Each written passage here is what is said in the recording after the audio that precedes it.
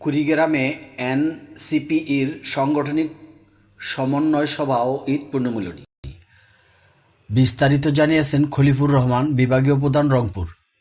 কুড়িগ্রামে এনসিপির ঈদ উল আজহার উপলক্ষে কুড়িগ্রাম পৌর অডিটোরিয়াম মার্কেট দ্বিতীয় তলায় দ্য গ্র্যান্ড অ্যাসেম্বলি হলে 1 জুন 2026 ইংরেজি রোজ সোমবার সাংগঠনিক সমন্বয় সভা ও ঈদ পূর্ণমিলনীর আয়োজন করা হয়। উক্ত সভায় জেলার প্রত্যেক উপজেলা থেকে এনসিপি নেতাকর্মী সভায় উপস্থিত ছিলেন।